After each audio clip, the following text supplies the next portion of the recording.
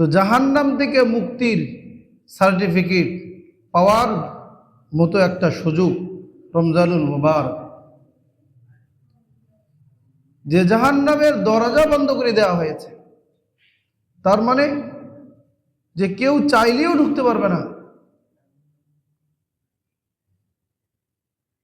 দরজা গিয়ে ফিরে আসতে হবে। যে জান্নাতের দরজাগুলোকে উন্মুক্ত করে দেওয়া হয়েছে, মানে যে কেউ চাইলেই আমল করে সে ওই দরজা দিয়ে জান্নাতে প্রবেশ করতে পারবে। সুবহানাল্লাহ। তো এর থেকে বড় সুযোগ আর কি হতে পারে? তো রাসূল করিম সাল্লাল্লাহু আলাইহি ওয়াসাল্লাম এই রমজানুল মুবারককে অনেক গুরুত্ব দিতেন,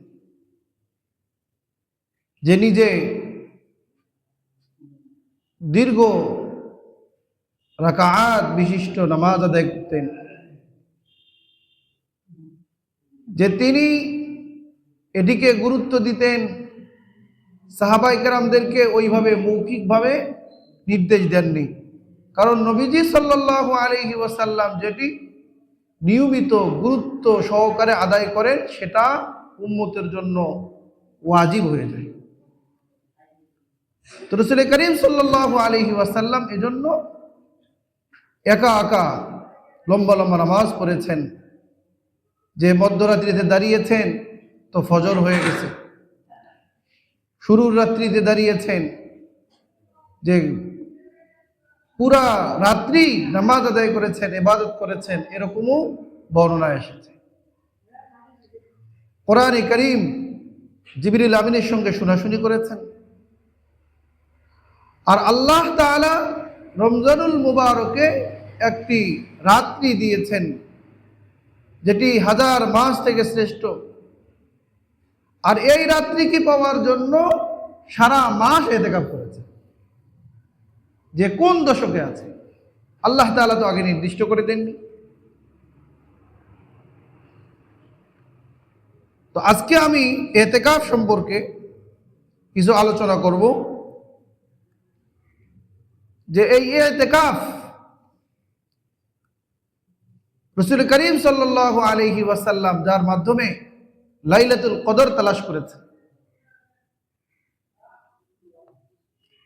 যে মনে রাখতে হবে যে এই ইতিকাফ কেবলমাত্র মসজিদে যে বসে থাকার নাম নয়, বরং এটি হলো যে দুনিয়ার সমস্ত কাজ কারবার পিছনে ফেলে, যে সব মায়া মহব্বত কাটিয়ে যে রবের দরবারে পড়ে থাকা, মানে যার মহব্বতে সমস্ত কিছুকে পিছনে ফেলতে পারে। আল্লাহ তাআলাকে এটা দেখিয়ে দেওয়া যে আমি তোমাকে কি পরিমাণ ভালোবাসি।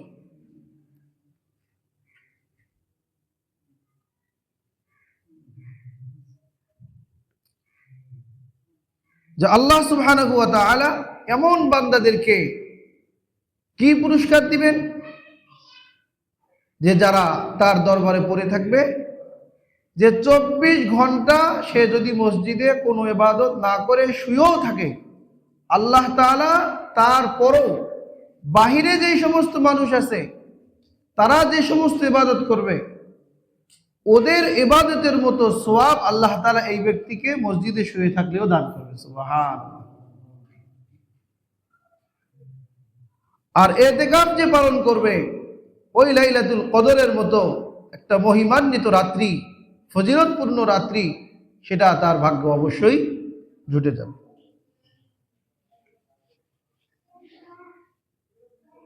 এজন্য আমাদের আল্লাহ দরবারে ফিরে আসা উচিত, যে ইতিকাফের মাধ্যমে যে দুনিয়াকে সাময়িক বিদায় জানিয়ে যা আমরা রবের সান্নিধ্যে কি হয়ে যাব, উপস্থিত হয়ে যাব।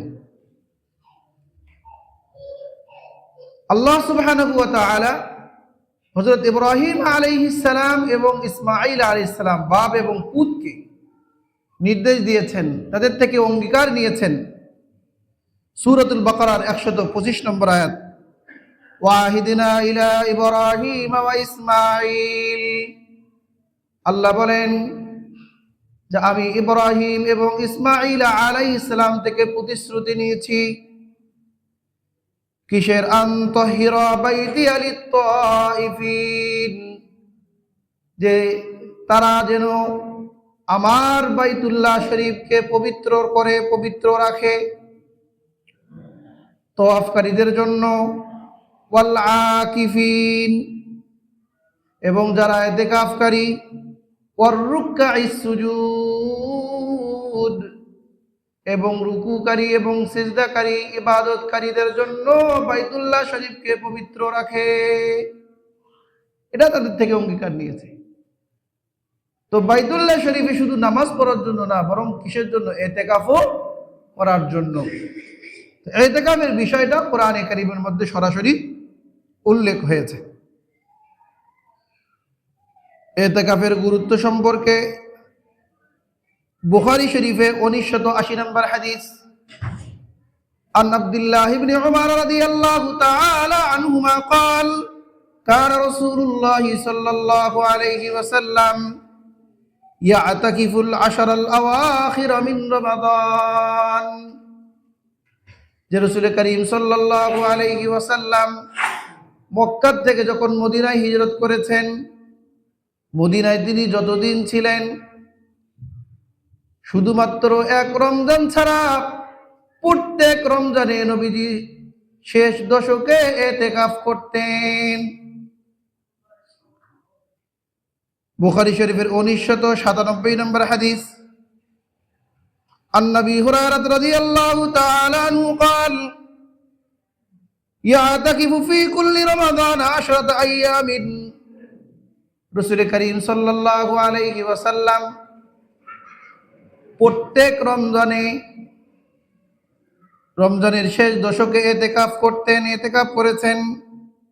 ফালাম্মা কানাল আমুল লাযী কুবিযা ফীহি, যে বছর তিনি পরলোক গমন করেছেন, যে বছর তার ইন্তেকাল হয়েছে, বলেছেন ইতিকাফা 20 ইয়াউমা, সেই বছর তিনি 2 দশক তথা 20 দিন ইতিকাফ করেছেন।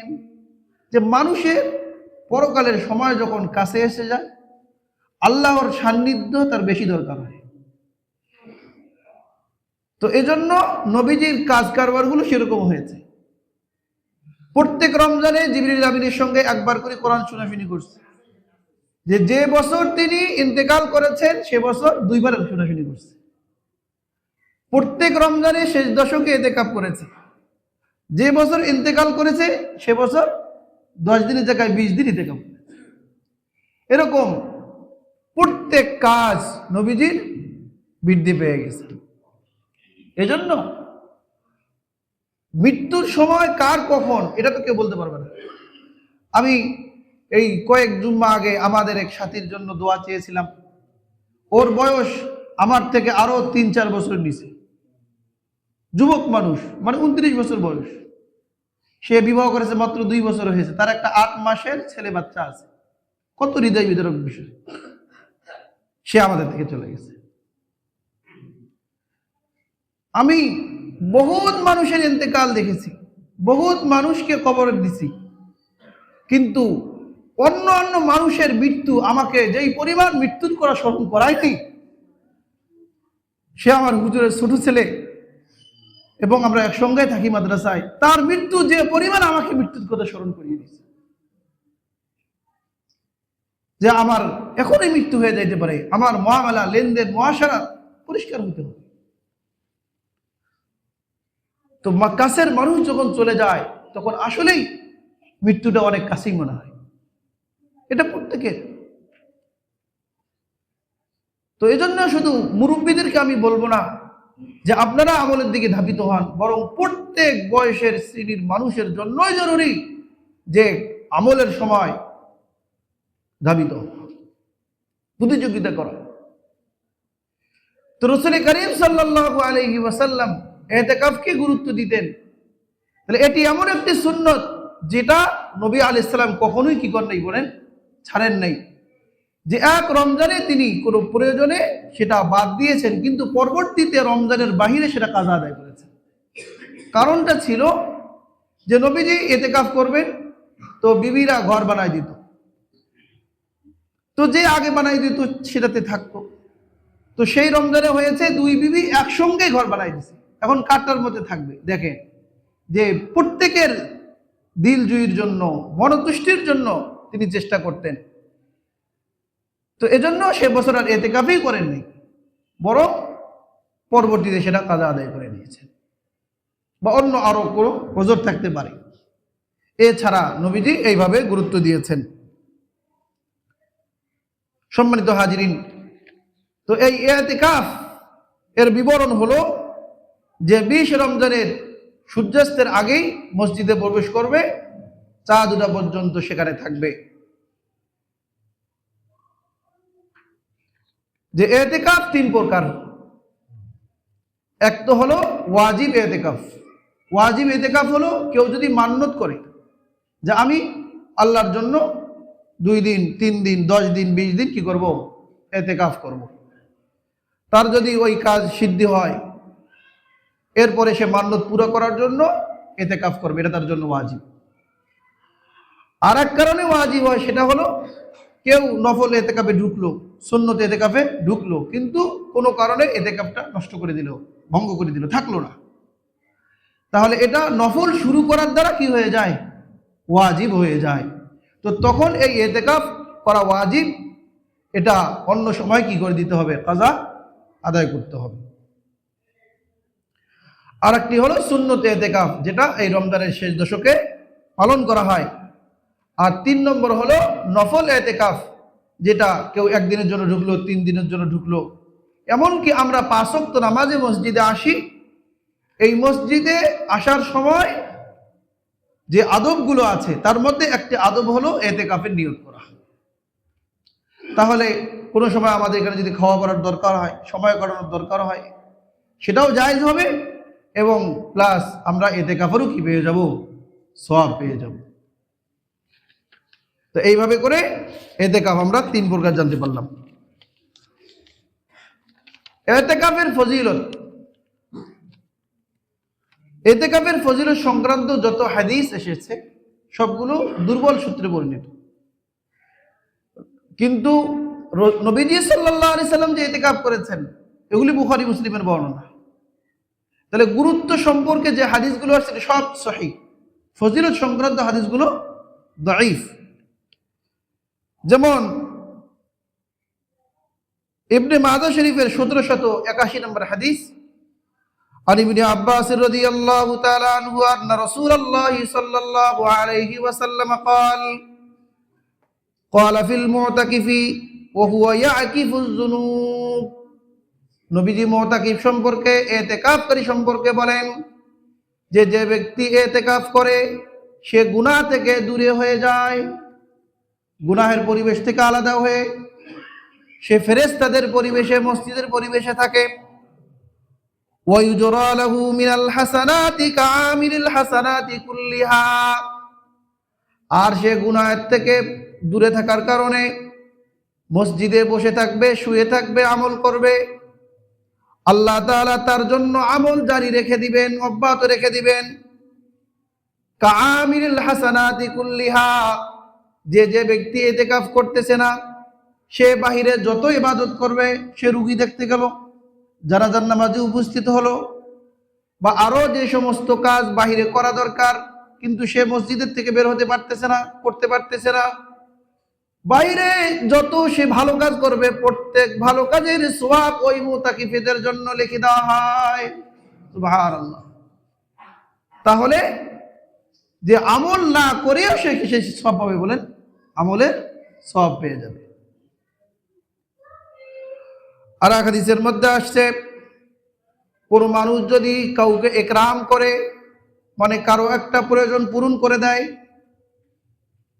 তাহলে আল্লাহ তাআলা তাকে 10 বছর ইতিকাফ করার সওয়াব দান করেন। তাহলে 10 বছর ইতিকাফ করার সওয়াব পাওয়া যায়। যে এক দিনের ইতিকাফের দ্বারা যে জাহান্নাম 3 খন্দক দূরে সরে যায়, আর এক খন্দকের পরিমাণ হলো আকাশ থেকে জমিন পর্যন্ত। সুবহানাল্লাহ। এগুলো দুর্বল সূত্রে বর্ণিত। আর যদি ইতিকাফ করে তাহলে লাইলাতুল কদর পাওয়া তার জন্য কি সহজ, এবং তার কাজ কর্ম ফেরেশতাদের সাদৃশ্য হয়ে যায়। মোট কথা যে সে আল্লাহ তাআলার সান্নিধ্য পাওয়ার ব্যাপারে সমূহ সম্ভাবনা রাখে। এজন্য আমাদের সকলের উচিত যে ইতিকাফের নিয়ত করা। যে আমাদের এই মহল্লাওয়ালাদের মধ্যে কেউ যদি না রাখে তাহলে এই সুন্নতে মুআক্কাদায়ে কিফায়া এটা ত্যাগ করার সকল এলাকাবাসী গুনাহগার বলে। এজন্য তাহলে একজন মানুষকে দিন মজুর করে দিয়ে হলেও রেখে দিলাম বলে এটা জায়েজ হবে না। এটা তো নিছক ইবাদত, সে বসতে হবে কার জন্য? আল্লাহর জন্য। আর আমরা একজনকে পারিশ্রমিক দিয়ে গুনাহ থেকে বাঁচার জন্য রেখে দিলাম, তাহলে এটা কি সওয়াবের জন্য হলো? হ্যাঁ, কেউ যদি গরিব মানুষ, সে স্বতঃস্ফূর্তভাবে সদিচ্ছায় সে বসেছে, আমরা জানি তার পরিবারের অবস্থা, তো সেখানে কেউ যদি নিজেই স্বপ্রণোদিত হয়ে তার পরিবারের খরচ বহন করে, তার খরপোশ বহন করে, সেটা ভিন্ন কথা, কিন্তু সেটা উজরত বা পারিশ্রমিকের বিবেচনায় নয়, এটা হলো বদান্যতা, দান।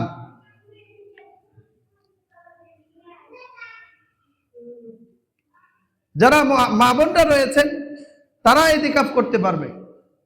আমরা মসজিদে ইতিকাফ করব, যে তাদের ইতিকাফের স্থান হলো তাদের ঘর, তারা যেখানে নামাজ পড়ে তাদের ওই নির্দিষ্ট স্থানে বসে বসে আল্লাহর জিকির আজকার করবে। পরিবারের সমস্ত কাজ করতে পারবে, শুধু গরু ছাগল নিয়ে মারা যেতে পারবে না বা খাবার দিয়ে আসতে পারবে না। যদি খুব প্রয়োজন হয় তাহলে সেটাও জায়েজ আছে। আমাদের মুতাকিফরা যেরকম, যে প্রয়োজন ছাড়া, প্রাকৃতিক প্রয়োজন ছাড়া বাইরে হতে পারবে না, তবে খাবার নিয়ে আসার মতো কেউ মানুষ নেই বলে তাহলে সে বাড়ি থেকে খাবার নিয়ে আসতে পারবে। বলে বাজার করে দেওয়ার মতো মানুষ নেই, তাহলে গিয়া শুধুমাত্র বাজারটা করে দিতে পারবে। এরকম তো মানুষ খুব কম পাওয়া যাবে যে তার কেউ নেই। তো শরীয়ত সহজ, কোনো কিছু কঠিন করে নেই, আমরা সেটাকে কঠিন মনে করে আমরা সেই পথে আর পা বাড়াই না। এজন্য আমরা অবশ্যই অবশ্যই ইতিকাফে বসার চেষ্টা করব। আল্লাহ তাআলা সকলকে তৌফিক দান করেন। এই শেষ দশকের একটি বিশেষ আমল হলো লাইলাতুল কদর।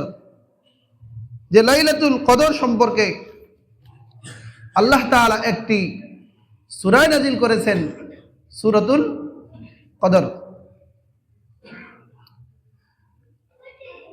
আউযু বিল্লাহি মিনাশ শাইতানির রাজীম, বিসমিল্লাহির রহমানির রহিম। ইন্না আনজালনাহু ফি লাইলাতিল কদর। আল্লাহ তাআলা বলেন, আমি এই কোরআনুল কারীমকে মহিমান্বিত রাত্রিতে নাজিল করেছি। ওয়া মা আদরাকা মা লাইলাতুল কদর। হে নবী সাল্লাল্লাহু আলাইহি ওয়াসাল্লাম, আপনি কি জানেন এই মহিমান্বিত রাত্রিটি কি, তার বৈশিষ্ট্য কি, তাৎপর্য কি? লাইলাতুল কদরি খায়রুম মিন আলফি শাহর। যে এই কদরের রাত্রি 1000 মাস তথা 83 বছর 4 মাস অপেক্ষা উত্তম। বলুন সুবহানাল্লাহ। কত বছর? 83 বছর 4 মাস। কেউ যদি ইবাদত করে কি পরিমাণ সওয়াব হবে? যে ওই পরিমাণ সওয়াব আল্লাহ তাআলা ওই ব্যক্তিকে দান করবেন। এই রাত্রির আরো গুরুত্ব হলো তানাজ্জালুল মালাইকাতু ওয়ার রূহু ফিহা বিইذনি রাব্বিহিম মিন কুল্লি আমর। যে এই রাতে জিবরিল আলাইহিস সালাম এবং অন্য ফেরেশতাগণ শান্তির পয়গাম নিয়ে দুনিয়াতে আগমন করেন। সালামুন হিয়া হাত্তা মাতলাইল ফজর। আর সেই রাত্রিতে আল্লাহ তাআলা যে শান্তি বর্ষণ করবেন, এই শান্তিটা সন্ধ্যা হওয়ার পর থেকে নিয়ে ফজর উদিত হওয়া পর্যন্ত, অর্থাৎ ফজর পর্যন্ত এই শান্তি বর্ষণ হতে থাকবে। তাহলে এই লাইলাতুল কদরের 4টা তাৎপর্য। এখনো এই কদরের রাত্রিতে আল্লাহ তাআলা কোরআন নাজিল করেছেন। এটা কেমন কথা? আমরা তো জানি যে রাসূল করিম সাল্লাল্লাহু আলাইহি সাল্লামের পূর্তি প্রায় 23 বছরে ধারাবাহিকভাবে ঘটনাক্রমে কোরআনে কারীম কি হয়েছে? অবতীর্ণ হয়েছে। তো এখানে আল্লাহ বললেন যে আমি লাইলাতুল কদরে কোরআন নাজিল করছি। যে এর ব্যাখ্যা হলো ইবনে আব্বাস রাদিয়াল্লাহু তাআলা আনহু এবং প্রমুখ সাহাবীগণ ব্যাখ্যা করেছেন। তাফসীরে ইবনে কাসিরে এসেছে যে লাইলাতুল কদরে একদম ফুল কোরআন লৌহে মাহফুজ থেকে সামায়ে দুনিয়া, এই দুনিয়ার আকাশে আল্লাহ তাআলা নাজিল করেছেন। আর এই দুনিয়ার আকাশ থেকে এই জমিনে রাসূল করিম সাল্লাল্লাহু আলাইহি সাল্লামের কাছে দীর্ঘ 23 বছরে প্রয়োজন অনুপাতে, ঘটনা অনুপাতে অবতীর্ণ করেছে। তাহলে লাইলাতুল কদরের মর্যাদা কোরআনে নাজিলের মাধ্যমে বেড়ে গেছে। দ্বিতীয় হলো যে এই যে 83 বছর 4 মাস ইবাদতের থেকে শ্রেষ্ঠ। আর এই রাত্রিতে জিবরিল আমিন সকল প্রকার কল্যাণ নিয়ে অবতীর্ণ হন। 4 নম্বর যে এই রাত্রিতে যারা ইবাদত করবে আল্লাহ তাআলা তার পিছনের সমস্ত গুনাহ মাফ করে দেন। বলুন সুবহানাল্লাহ। যেমন বুখারী মুসলিম এসেছে, আন নবী হুরায়রা রাদিয়াল্লাহু তাআলা আনহু قال من قام ليلة القدر إيمانا واحتسابا غفر له ما تقدم من ذنبه। যে ব্যক্তি লাইলাতুল কদরে দাঁড়িয়ে ইবাদত করবে আল্লাহ তাআলা তার সমস্ত গুনাহ মাফ করে দিবেন। এখানে একটা বিষয় লক্ষণীয়, সেটা হলো যে হাদিসে পাকের মধ্যে যত গুনাহ মাফের ফজিলতের কথা উল্লেখ হয়েছে এগুলোর দ্বারা মুহাদ্দিসিনে কেরাম ব্যাখ্যা করেছেন যে গুনাহে সগীরা গুনাহ মাফ হবে, অনিচ্ছা সত্ত্বেও যেগুলো গুনাহ হয়। গুনাহে কবিরার জন্য তওবা শর্ত, কারণ কোরআন কারীমের মধ্যে যত অপরাধের কথা বলা আছে এরপরে বলা আছে ইল্লা মান তাবা ওয়া আমানা ওয়া আমিলা সালিহা, ইল্লা মান তাবা, তবে যারা তওবা করবে। আমলের দ্বারা গুনাহ মাফ হয়। ইন্নাল হাসানাত ইউযহিবুনাস সাইয়্যাত, যে সৎ কাজ মন্দ কাজকে দূরীভূত করে দেয়। কিন্তু কবিরা গুনার জন্য শর্ত কি বলেন? তওবা করতে হবে, অনুশোচনা করতে হবে। তাহলে আমরা রাত্রিতে ইবাদত করব, গুনাহ মাফ হবে, সাথে সাথে আল্লাহ তাআলার কাছে একনিষ্ঠভাবে রুজু হওয়া, তওবা করা জরুরি। এই লাইলাতুল কদর কবে হবে এ সম্পর্কে আল্লাহ তাআলা কোনো স্পষ্ট বর্ণনা করেননি। রাসূল করিম সাল্লাল্লাহু আলাইহি সাল্লামকে স্বপ্নে দেখিয়ে দিয়েছিলেন, তাকে জানানো হয়েছিল। রাসূল করিম সাল্লাল্লাহু আলাইহি সাল্লাম জানানোর জন্য আসতেছিলেন, প্রতিমধ্যে 2 সাহাবীর ঝগড়া লাগছে। দেখেন ঝগড়া কত বড় খারাপ কাজ, যে তাদের ঝগড়া দেখে সেটা মিটাতে গিয়ে তিনি তারিখটা ভুলে গেছেন। মানে আল্লাহ তাআলা এই রহমতকে উঠাই নিছেন। তো এর মধ্যে হিকমত এটাই যে বান্দা যেন এই কদরের তালাশে, এই লোভে আমার সান্নিধ্যে সে ছুটে আসে। আর যদি এক রাত্রিতে দিয়ে দিত, আমরা যেরকম 27 তারিখে ভিড় জমাই, তাহলে তো ওই রাত্রিতে ইবাদত করতো আর কোনো খবর থাকতো না। তো কোনো তারিখ যেহেতু নির্ধারিত নাই, সেহেতু যে আখেরি দশকে প্রত্যেক বেজর রাত্রিতে শবে কদর তালাশ করার জন্য নবীজি সাল্লাল্লাহু আলাইহি সাল্লাম বলেছেন যে তাহাররু লাইলাতুল কদর, যে তোমরা লাইলাতুল কদরকে তালাশ করো। বুখারী ফাতহুল বারী, বুখারী শরীফের ব্যাখ্যা গ্রন্থ, এবং মুসলিমে এবং বুখারীর বরাতে এসেছে যে রাসূল করিম সাল্লাল্লাহু আলাইহি সাল্লামকে স্বপ্নের মধ্যে যে লাইলাতুল কদর দেখিয়েছিলেন, যে তিনি কাদা মাটিতে সিজদা দিচ্ছেন। তো একদিন এই স্বপ্ন বাস্তবায়ন হয়েছে যে কোনো প্রকার রাত্রিতে কোনো মেঘ, এরকম বৃষ্টির কোনো আভাস ছিল না। হঠাৎ করে বৃষ্টি হয়েছে, আর মসজিদে নববীর ছাদ তখনও ওই খেজুর পাতার মানে পানি পড়তে পারে এরকম ছিল। তো রাসূল করিম সাল্লাল্লাহু আলাইহি ওয়াসাল্লাম যেখানে সিজদা দিবেন সেখানে পানি পড়ে কাদা জমে গিয়েছিল। হুজুর সিজদা দিয়েছেন তো কপালের মধ্যে কাদা লেগে গেছে। তো হুজুর যে স্বপ্ন দেখেছিল সেই স্বপ্নটা কি হয়ে গেছে, বাস্তবায়ন হয়েছে। আর সেই তারিখটা ছিল 21 তারিখ। কোন কোন বর্ণনায় শবে কদর 25 তারিখের কথা আসছে, 23 তারিখেও আছে, 29 তারিখের কথাও আছে। তো এজন্য আমরা কোনো এক তারিখকে কেন্দ্র করে খুরমা আর জিলাপি নিয়ে এসে কি করবো না, ভিড় জমাবো না। এটা ইবাদতকে আমরা সময়ের সাথে সীমাবদ্ধ করে দিলাম, এটা আমাদের কোনো অধিকার নয়, উচিত নয়। রাসূল করিম সাল্লাল্লাহু আলাইহি সাল্লাম এই রাত্রির তাৎপর্য বর্ণনা করতে গিয়ে বলেন, আনাস ইবনে মালিক রাদিয়াল্লাহু তাআলা আনহু থেকে বর্ণিত, রাসূল করিম সাল্লাল্লাহু আলাইহি সাল্লাম বলেন, ইন্না হাযাশ শাহরা কদ হাদারাকুম ওয়া ফীহি লাইলাতুন খায়রুম মিন আলফি শাহর। এই রমজানুল মুবারক মাস তোমাদের সামনে উপস্থিত হয়েছে। এই রাত্রিতে এই মাসে এমন একটি রাত্রি আছে যা হাজার মাস থেকে শ্রেষ্ঠ। মান হুরিমাহা ফাকাদ হুরিমাল খায়রা কুল্লাহু। যে ব্যক্তি এই রাত্রির কল্যাণ থেকে বঞ্চিত হবে সে সকল প্রকার কল্যাণ থেকে বঞ্চিত হবে। ওয়ালা ইউহরামু খায়রাহা ইল্লা মাহরুম। বলতেছে এই রাত্রির কল্যাণ থেকে কেবলমাত্র তারাই বঞ্চিত হয় যারা হতভাগা। তো আমরা কি কেউ হতভাগা হতে চাই?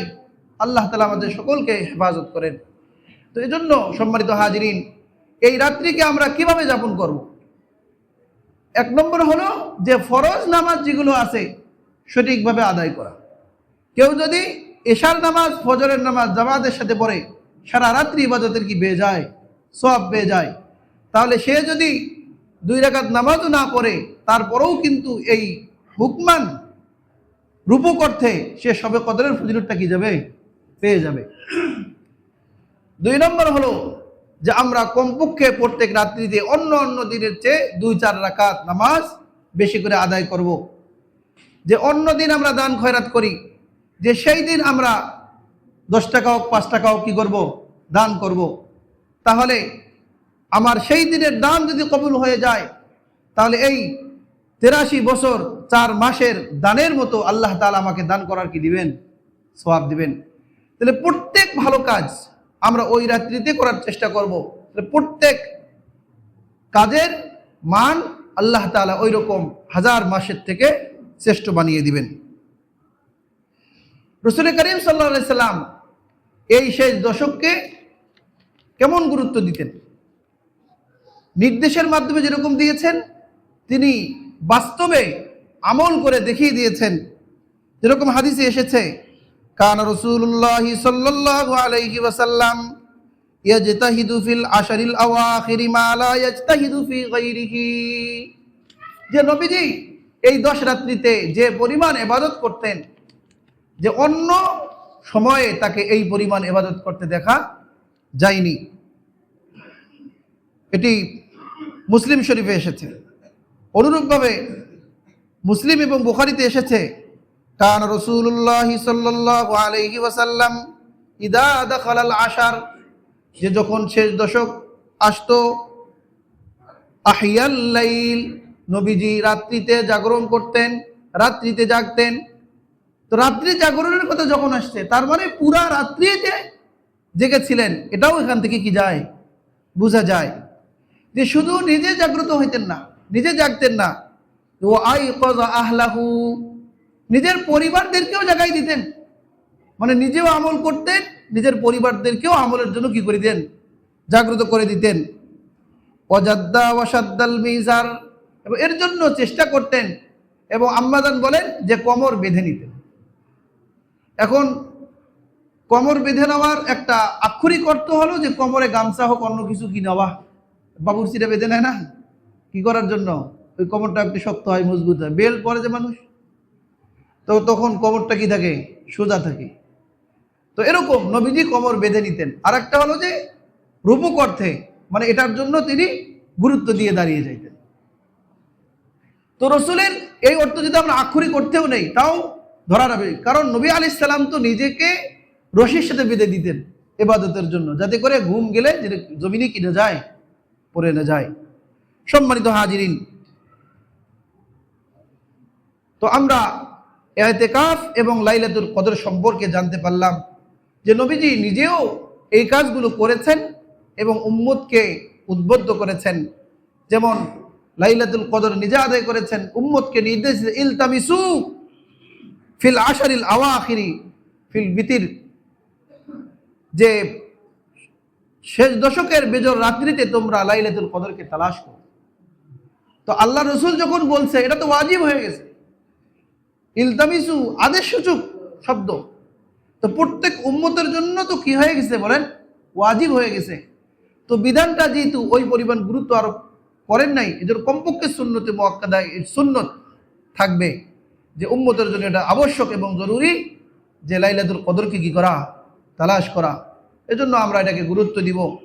দান খয়রাতের বিষয়ে আমি গত জুমায় আলোচনা করেছি যে আমরা যতটুকু যে পারি, এই শুধু রমজানই দান করতে হবে এমন না, রমজানের বাহিরেও যে যখন সুযোগ হয় তখন দান করা।